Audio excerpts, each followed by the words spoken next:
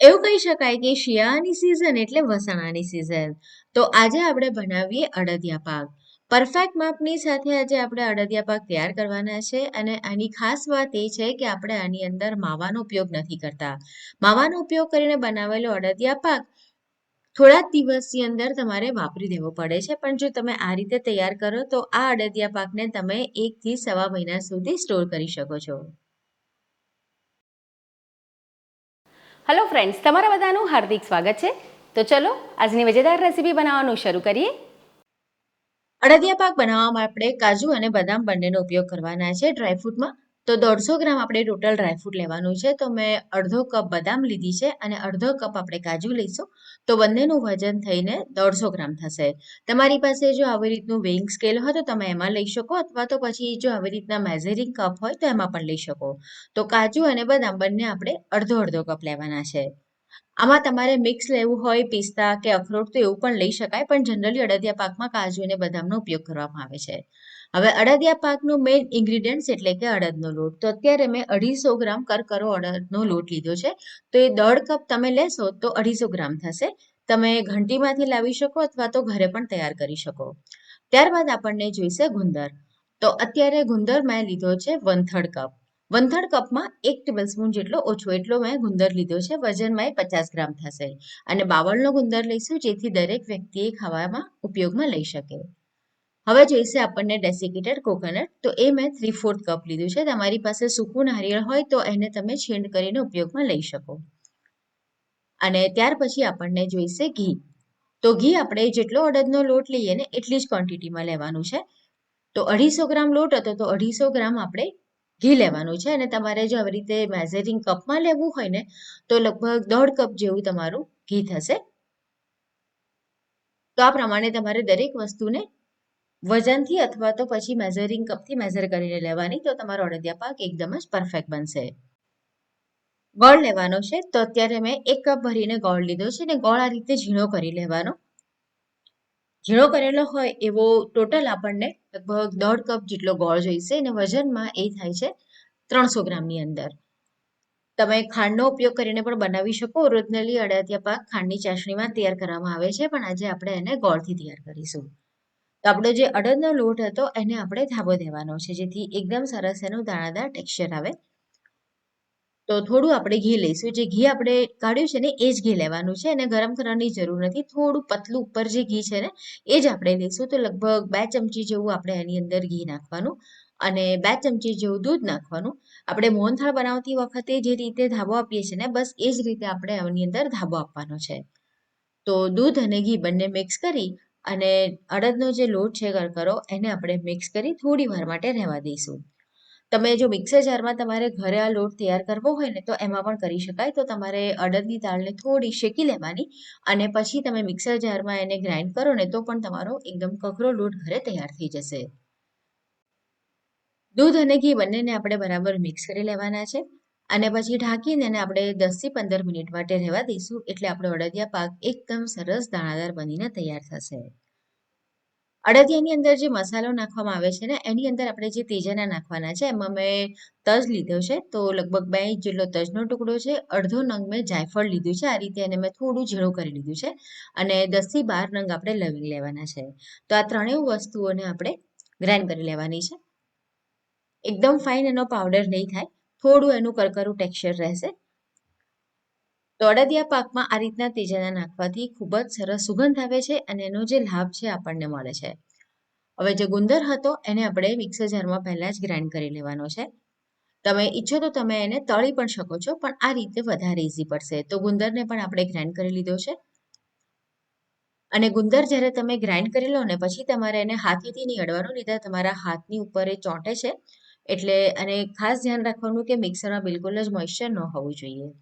હવે આપણે જે લોટ ધાબો આપીને રાખ્યો હતો ને તો તમે જોશો તો એમાં આ રીતના ગાંગડા આવી ગયા હશે. તો ક્યાં તો તમે એને ચારણાની અંદર ચાળી શકો છો, જે રીતે આપણે મોહનથાળમાં કરીએ છીએ, અથવા તો પછી તમને હું એકદમ જ ઇઝી ટ્રીક બતાવું. તો તમારી પાસે જો ચોપર હોય અથવા તો પછી આપણી પાસે ઘરમાં મિક્સર તો હોય જ બધાની પાસે, તો તમે એની અંદર એને એકવાર ફરવી લો ને એટલે એકદમ સરસ રીતે બધું જ એનું ટેક્સચર એક સરખું થઈ જશે.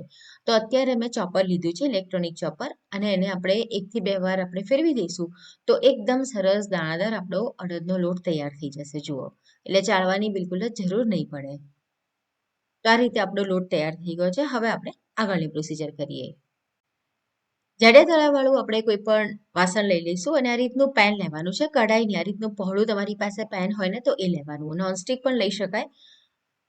તો કાજુ અને બદામ બંનેને આપણે પહેલા સાતળી લઈશું. તમે આચા પણ ઉપયોગમાં લઈ શકો, પણ આ રીતે ઘીમાં સાતવો ને તો એનો સ્વાદ પણ સરસ આવે અને એની જે શેલ્ફ લાઈફ છે એ પણ વધી જાય. તો બદામને આપણે પહેલા થોડી વાર માટે સાતળવાની છે. તો મેં લગભગ અડધો ચમચો જેટલો ભરીને ઘી લીધું હતું. બદામને થોડી વાર સાંતળ્યા પછી એની અંદર આપણે કાજુ એડ કરી દઈશું. કાજુને બદામની સાથે જ એડ નહીં કરવાના, નહીંતર એનો જે કલર છે એને ચેન્જ થઈ જશે. આપણે કલર નથી ચેન્જ કરવાનો. તો ગેસની ફ્લેમ એકદમ જ સ્લો રાખવાની છે અને લગભગ 3 થી 4 મિનિટ માટે આપણે એને સાંતળી લઈશું. એટલે એકદમ સરસ એ ક્રન્ચી પણ બની જશે, કલર બિલકુલ જ નહીં બદલાય. કાજુ અને બદામને આપણે સાતળી લઈએ પછી થોડું ઘી ફરીથી એડ કરીશું અને એની અંદર આપણે અડદના લોટને શેકવાનો છે. એકસાથે બધું ઘી એડ નથી કરવા દેવાનું. જેમ જેમ જરૂર પડે એમ આપણે ઘી ઉમેરવાનું. જે આપણે ઘી પહેલા વજન કરીને લીધું છે ને એટલા જ ઘીનો આપણે ઉપયોગ કરવાનો છે. બીજું એક્સ્ટ્રા ઘી આપણને નહીં જોઈએ. તો અડદના લોટને આપણે એકદમ સ્લો ફ્લેમ પર શેકીશું. આપણે જ્યારે બેસનને શેકીએ ને તો જેમ જેમ એ શેકાતું જાય એમ એ ફૂલે, પણ અડદનો લોટ એવી રીતે ફૂલશે નહીં. એનો કલર ચેન્જ થશે અને એકદમ જ સરસ શેકાવાની સુગંધ આવશે. તો અત્યારે તમે જોઈ શકો છો કે જે રીતનો આછો કલર છે ને એના બદલે થોડો ડાર્ક કલર એનો થશે, એટલે કે બદામી કલર જેવો થશે જેમ જેમ એ શેકાતો જશે. તો ગેસની ફ્લેમ એકદમ સ્લો રાખવાની અને સતત એને હલાતા રહેવાનું છે. છોડવાનો બિલકુલ જ નથી, નહીં તો નીચેથી એ ચોંટશે. અને તમને જરૂર લાગે એમ તમારે થોડું થોડું ઘી એની અંદર એડ કરવાનું છે. એક સાથે પહેલા આપણે ઘી નાખી નહીં દઈએ. થોડું થોડું વચ્ચે વચ્ચે ઘી આપણે એડ કરતા જવાનું છે. અને અહીંયા આગળ મેં વિડીયોને બહુ વધારે કટ નથી કર્યો, જેથી તમને આઈડિયા આવે કે લોટ આપણે શેકતા જઈએ તો અલગ અલગ સ્ટેજ ઉપર લોટનો ટેક્સચર અને એનો કલર કેવો દેખાય છે. એટલે તમે એકદમ સરળતાથી ઘરે પહેલી જ વારમાં બનાવી શકો. તો જો જેમ જેમ એ શેકાશે એ રીતે આનું જે ટેક્સચર પહેલા તમે જોયું તો થોડું એ ઘટ હતું. હવે જેમ જેમ શેકાવા લાગ્યું એમ આ રીતનું થોડું નરમ થવા લાગ્યું અને ઘી છૂટું પડવા લાગ્યું. તો જુઓ, મેં આની અંદર વચ્ચે 2 વાર ઘી એડ કર્યું હતું અને આ રીતે એનો કલર ચેન્જ થઈ જશે અને ઉપર તમને જે ઘી છે ને આ રીતના ફીણ આવતા દેખાશે. તો આ ઘી આપણને એટલા માટે જોઈશે કે આપણે આ જે ગરમ અત્યારનું મિશ્રણ છે એની અંદર જ આપણે જે ગુંદર પાવડર કર્યો હતો ને એ ઉમેરી દેવાનો છે. એટલે ઘી હશે ને એની અંદર એકદમ સરસ ગુંદર આપણો ફૂલી જશે. તમે ઈચ્છો તો અલગથી તમે ગુંદરને ઘીની અંદર ફૂલાવી અને ગ્રાઇન્ડ કરીને પણ એડ કરી શકો, પણ આ રીતે પાવડર કરીને કર્યો હોય ને તો એકદમ સરળતાથી ફટાફટ એ ફૂલી પણ જશે અને આપણે 2 વાર અલગ અલગ પ્રોસીજર નહીં કરવી પડે. તો આ રીતે ગરમ ઘીની અંદર ગુંદરને પાવડર કરીને ઉમેરી દઈ અને લગભગ 2 મિનિટ માટે આપણે એને રહેવા દેવાનું. તો બસ આપણું જે મિશ્રણ છે અત્યારે તૈયાર થઈ ગયું છે. એટલે કે અડદનો લોટ એકદમ સરસ શેકાઈ ગયો છે અને ગુંદર પણ ફૂલી ગયો છે. હવે એની અંદર આપણે જે ડેસિકેટેડ કોકોનટ હતું ને એ પણ ઉમેરી દેવાનું છે. ગેસ બંધ કરી દઈશું કારણ કે મિશ્રણ ઘણું ગરમ છે, તો એની અંદર જ કોપરાનું જે છીણ છે ને એ શેકાઈ જશે. તો 1 થી 2 મિનિટ એને આ રીતે હલાવતા રહેવાનું, જેથી નીચેથી એ ચોંટે નહીં. ત્યાર પછી આપણે જે કાજુ અને બદામને તળી રાખ્યા હતા એ આપણે ચોપરની અંદર ચોપ કરી લઈશું. તમારી પાસે જો આવું ચોપર ના હોય તો તમે મિક્સર જારમાં કરી શકો. મિક્સર જારને કન્ટિન્યુઅસ નહીં ચલાવવાનું, પલ્સ મોડ પર ચલાવવાનું, એટલે કે ચાલુ બંધ કરીને ગ્રાઇન્ડ કરવાનું. તો આ રીતના એનું ટેક્સચર આવવું જોઈએ, એકદમ એ ઝીણું થવું જોઈએ. જો થોડા પણ મોટા ટુકડા હશે ને તો જ્યારે તમે એને કટ કરશો ને અડદિયા પાકને તો વચ્ચેથી એ તૂટશે. હવે અહીંયા ઘડી મેં 3 ટેબલસ્પૂન ભરીને અડદિયાનો મસાલો નાખ્યો છે. આ હોમમેડ મસાલો છે. તમને લિંક જોઈએ તો નીચે ડિસ્ક્રિપ્શન બોક્સમાં મળી જશે. અને ત્યારબાદ આપણે જે ગરમ તેજાના વાટીને રાખ્યા હતા એ એડ કર્યા છે અને 1 ટેબલસ્પૂન મેં અહીંયા ઇલાયચી પાવડર એડ કર્યો છે. બધી જ વસ્તુઓને આપણે મિક્સ કરી લેવાની છે, જેથી આપણે જ્યારે ગોળનો પાયો એની અંદર એડ કરીએ, એટલે કે ગોળ ગરમ કરીને એડ કરીએ ને તો એવું ના થાય કે કોઈ એક જગ્યાએ મસાલાની ટેસ્ટ વધારે આવે, એકમાં ઓછી આવે. તો બસ બધું જ બરાબર મિક્સ થઈ ગયું છે.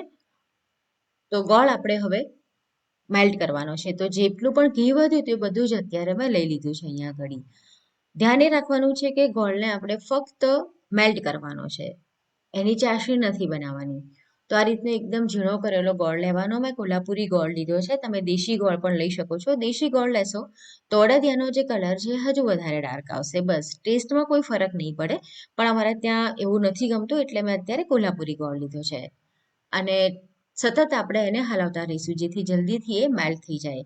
જો થોડો પણ એ કડક થવા લાગશે ને, એટલે કે એની અંદર ચાસણી બનવાની શરૂઆત થવા લાગશે ને, તો આપણો જે અડદિયા પાક છે ને એ થોડો હાર્ડ બનશે.